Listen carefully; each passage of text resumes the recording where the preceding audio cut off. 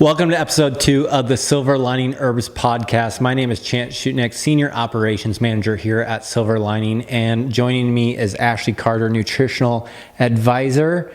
Welcome to episode 2. I'm very excited about this one. Yeah, I'm excited about it too because we're talking about a continuation of what we covered in the first episode of just typical common causes of lameness to horses in the winter. And today we're talking about thrush, stone bruises, and abscesses. And this is something that you're talking to clients on a consistent basis about. So what are the big concerns when we're specifically talking about thrush? Especially this year, we've had a really wet winter up here in the Pacific Northwest. I've heard of it, other places too, but we've just gotten so much rain and days of rain that everybody's horses are just standing in moisture all day long. And so thrush has been a big topic for us this year. The perfect breeding ground for fungus and bacterial infections, yes. Right? Absolutely. So let's dive into what thrush exactly is. What is it and how can somebody, recognize that's even happening? So when you think about thrush, just an infection, right? So bacteria and fungal, which thrive in wet environments, specifically a fungus, because that's where it can start, is in that wet environment. And then for our horses continue to stand in that wet environment, all it does is feed that fungus and bacteria. And there's different issues that can happen inside the foot that's causing that to form even more so. So I think about horses that don't get their frog trimmed out enough, so it's not able to clean the foot out as much. Also especially like navicular horses, they're a lot more prone to thrush too, just because they're not moving their foot functionally as well as they should. So instead of landing on their heel like they should to help clean out that frog, but they're actually landing like midfoot and turning over, so it's just not cleaning out as much. And then of course pads can cause a huge issue too. Yeah, because we think about, especially in a navicular horse, we want them to be more comfortable, so we put that pad on there. But if there's moisture inside that and in between when we're wrapping it up to keep it on there, that's just a crazy environment for that fungus to grow. Yeah. And then, traditionally we're always thinking about, cleaning out that hoof better, but obviously, or I don't know if it's obvious, but for me personally, I'm not doing that every single day. So that'd be the ideal situation. But, it'd be nice to be in the perfect dry climate and have these beautiful stalls and things like that. But that's not always practical for everybody either. What else can we do to just help these horses to overcome something like this thrush that's the bacterial and the fungal infection going on in there? Regular trims is important because I know winter comes along and I stretch those out a little bit more than usual, but just making sure that if there is an area that's affected or that we're worried about, getting rid of that. So making sure our farriers are doing a good job of trimming that tissue off of our horses. Even something as simple as like putting straw out where they can have a dry place to stand. If they're anything like my horses, they probably won't stand there anyways. They'll choose to stand in the wet. Yeah, right. Oh my gosh. I think about that with my own horses all the time because they're like standing in the muddy corral. I'm like, dude, you have, acres of pasture out there. You can go out there. Nope, every time I look out, that's where they're at. That's where they're at. Yeah. No. Or it's like that horse that's, it's in a blizzard, and they have this perfect shelter that they can get inside of. And then they're, standing in the middle of it with their butts turned to it. So. And everyone's like, oh, it's animal abuse. And it's like, no, they're doing that to themselves. Yeah, exactly. So sometimes horses don't want to help themselves. So We've got to help them out. For sure. And Silver Lining offers a great protocol to help these horses out. And go through the protocol. What do we recommend for thrush? INFX, so any kind of infection, viral, fungal, or bacterial, INFX takes care of from the inside out, which is perfect for this situation. Feet and bone is great to help promote that hoof growth, to get rid of that bad tissue that's in there. Probiotic is great because when you think about infection, compromised immune system, and so we want to make sure that healthy bacteria and healthy pH level in the gut is there to help our horses stay healthy. And Equisalve topically, there's lots of antibacterial essential oils in Equisalve, which is cool. Yeah, Equisalve is one of those products that I feel like doesn't get the recognition it deserves. Very underrated. There's a blend of essential oils inside of Equisalve called Thieves, and Thieves has a cool story behind it because it got its name. It received its name from the Middle Ages when the Black Plague was going around, and so thieves, robbers, would actually dump this blend of essential oils on a rag and put it over their mouth so they can go rob houses and not get the plague, right? So we've used those different oils in that Equisalve for many years. They're great antimicrobial herbs in there to help eliminate that. So that's something that you can easily do and just put it on the infected part of the hoof and help get rid of that bacteria there. Absolutely. Environment change too is something we always talk about, giving them the best environment. But the cool thing about what we're doing is that even if they're not able to create like ideal environment, which I don't think any horse owner is in any scenario, the Equisalve topically with everything we're doing from the inside out is really like a well-rounded protocol. 100%. So you're talking about the INFX. So we're talking about a topical infection, but you're talking about an internal product there. Walk us through that logic. So when we think about healing the body, what the herbs do is heal the body from the inside out. So we can only be as healthy on the outside as we are on the inside. So really the important thing is healing the body from the inside out. So if we can make sure that they're getting good nutrition, like feed program is really important. There's Goldenseal in the INFX, which is a great antibacterial herb to get rid of that from the inside out. Yep. The other one that I really love inside there is Myrrh. Myrrh is an amazing herb. It does such a good job to fight different types of infections. And like on the last episode, you were talking about herbs are the purest forms of vitamins and minerals, the easiest to assimilate at the cellular level, which they absolutely are. But on top of that, they create lots of functional properties to it too. So not only are you getting all the vitamins and minerals in there, but you're also getting that functionality of it. So like if you do some research on Myrrh, you'll see that it actually improves skin health. It helps with oxidative stress. So, and then obviously it helps with infection too. So all these different other things come from it. And all too often we hear about like, hey, I was using this product for, in this situation, Thrush, but my horse's eyes are brighter and his coat looks better. Like that happens all the time. Yeah, because, and when you're talking about easiest assimilated at the cellular level, what that means is that our body's able to absorb those nutrients like it absorbs nutrients out of food. So instead of like when you think about taking like a vitamin D from the store, right, we have to take such a high dose because our body's only able to absorb a certain amount of it because it recognizes it as like a foreign substance. Whereas when it comes from an herb, the body says like, oh, I get nutrients from this, like I get it from food. So it's able to absorb anywhere from 80 to 90% of that like specific vitamin and mineral that's in the herb. Huge advantage. Yeah. So if you think about all of the vitamins and minerals that are in each herb, and there's 8 to 12 in all of our blends, so they're getting all of those vitamins and minerals. So of course their horses are going to be healthier looking on the outside, right? Their skin and coat's going to be better. Their mane and tail's going to grow better. They're going to have brighter eyes. They're going to have more energy. Because you think about when we take care of our bodies, those are the things that we feel too. Absolutely. No, 100%. So with Thrush, we're talking about INFX, immune support, the Equisalve. Those are all really good elements to help out with that. The other topic that we really wanted to talk about then as well is stone bruises. So this is something that happens more commonly in the winter months just because the ground's frozen. It's not as forgiving.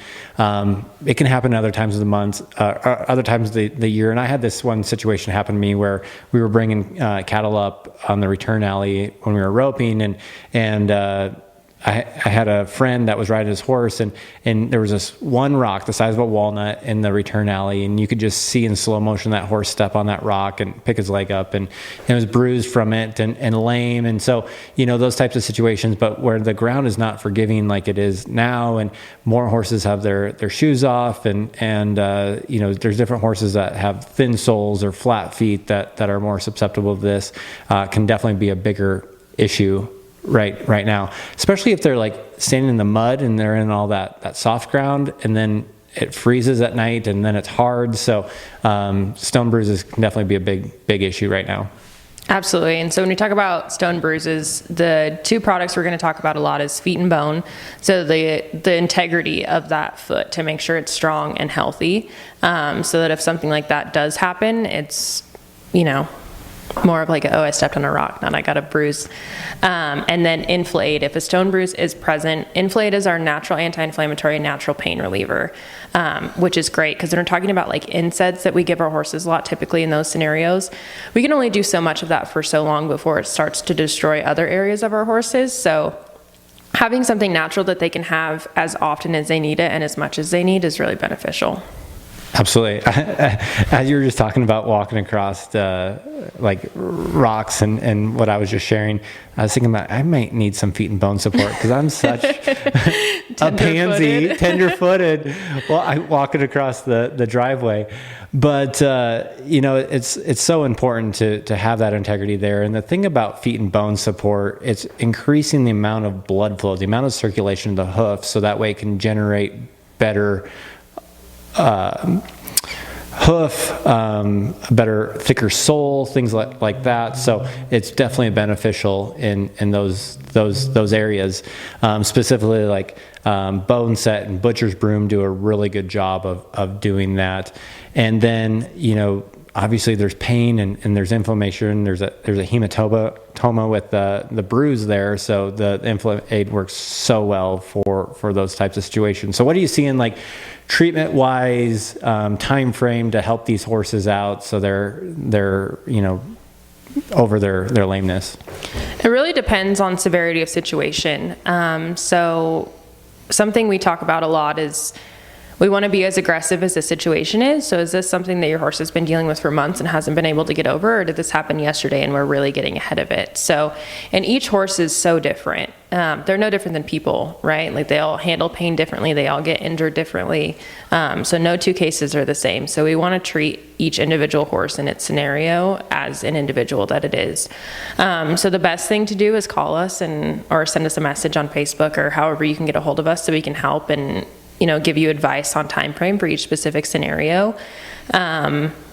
You're really going to start to see improvements in 7 to 10 days, which is great. If it's something more severe, 30 to 45 days till we start to see those improvements. But again, if this is something that's been ongoing for the last 6-9 months, like we're going to see a little bit longer time frame than that, but it can all depend. Yeah, if your horse has pancake feet and 3 millimeter thin soles, like that's not going to be something that's 30 days, right? That's going to take more time, and it's a piece of the puzzle too. So like, it's environment, it's diet, it's supplementation, it's farrier, it's all those different things, and that's why I think what you said right there is like give you guys a call and talk to you through that so you can understand that, because it seems like some industries like say like, hey, it's only this, hey, it's only that. And we really know that it's a big picture that has to all be inclusive. And, I am going to say that you can't trump nutrition because you can't. You literally are what you eat. So if you're not putting good hay, grain, whole foods, like our herbal products that we have, you're not going to have the health that you can actually achieve. But there are definitely other modalities that need to be considered to make sure that you have as healthy of a horse as you possibly can. Yeah, and something I talk a lot about with my clients is feed program, because like you said, you are what you eat. And so something that we really recommend avoiding is sweet feeds. So anything that has processed sugars, molasses, or anything that's inflammatory too, like corns or starches, those are feeding bad bacteria and they're feeding inflammation. So that stone bruise is inflamed. And if we're feeding our horse sweet feed every day, all that's doing is sending inflammation right to that stone bruise. So we're fighting an uphill battle there. So we really recommend staying away from those. Whole foods is great, right? Oats are great, whole, rolled, steamed, things like that. Alfalfa cubes, grass cubes, anything like that is a great option. 100%.